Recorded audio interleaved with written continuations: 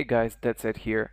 I was browsing this morning and a thread titled "Can you make mirror image work?" caught my attention, mostly because mirror image never actually stopped working. It's always been a very interesting utility skill, and mostly the prevalence of the efficient critical mass builds didn't allow mirror image to truly shine as a crowd control skill. In Diablo 3, when you mentioned crowd control tank builds, most people think of the monk or the barbarian.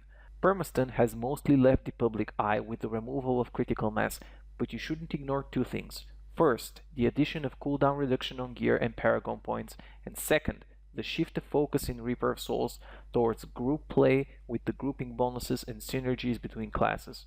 One such unusual synergy can emerge from the mirror image battlefield control wizard spec that I will show you right now. I want to stress beforehand that the build on screen right now is focused purely on utility and crowd control and is one of the least damaging ways you can spec the mirror image build. It is meant to be played in a group, ideally with 3 other high DPS kiting characters. Your job is very easy. Approach the battlefield and spawn your mirror images. We're using the duplicates rune for the maximum number of clones. If they have enemies in their range, they will immediately make themselves useful by casting Slow Time and Frost Novas. We've taken the runes Point of No Return and Cold Snap for similar reasons, huge amounts of low cooldown crowd control. Ice Armor with Chilling Aura takes effect on both you and each of your clones, further slowing down your enemies. Magic Missile with Glacial Spike and the Frost Hydras are just icing on the cake. You'll be a walking freeze machine for your entire party. The Evocation passive will ensure that your cooldowns are up right as the previous skill expires.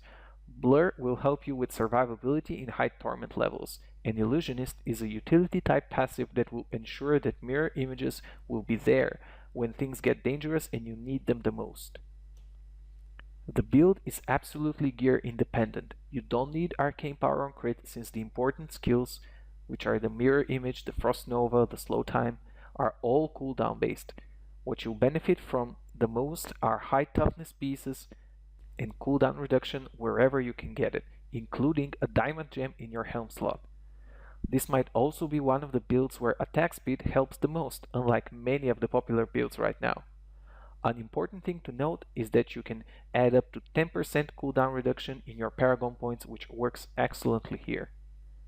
Well, that's enough talk, now let me show you some crowd control. First, I'll show you the basics of the build solo on Torment 3 with the crowd control build, and then some group play on Torment 6 where I'm the damage dealer and a friend is using the build.